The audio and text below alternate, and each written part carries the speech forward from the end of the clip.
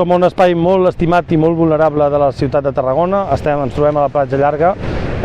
i en un dels punts més afectats pel temporal Glòria i pels temporals posteriors veiem que el càmping Les Palmeres està tirant pel dret amb una sèrie d'obres que no estan consensuades ni amb l'Ajuntament ni amb la Generalitat, tal com res el cartell que hi posa allà. Allí posa que hi ha la conformitat i el cas és que el Departament de Medi Ambient de l'Ajuntament de Tarragona no en sap res. I això a nosaltres ens preocupa molt, perquè estàvem treballant en el marc de col·laboració entre totes les administracions i el càmping per pactar un projecte de recuperació de la duna amb caràcter natural i sostenible i com que no hi ha hagut un acord, en vez de seguir treballant buscant l'acord, el càmping ha tirat pel dret, sembla que amb la complicitat de Costes de l'Estat, veurem si de l'alcalde Viñuales, perquè s'ha de pronunciar, no ho sabem,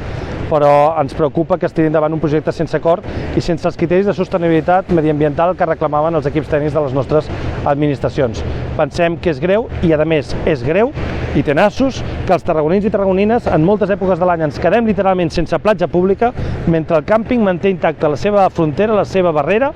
que ocupa un espai públic amb activitat privada d'entre 5 i 15 metres que haurien de ser públics, haurien de ser duna, haurien de ser platja. Ens sembla tot plegat un despropòsit i per això agafem i apuntem cap al delegat de Costes de l'Estat, el senyor Toni Espanya, perquè creiem que no està fent la seva obligació, que és promoure l'interès públic, que és preservar al màxim l'espai de la platja en un context de canvi climàtic. El que està preservant és l'espai del càmping.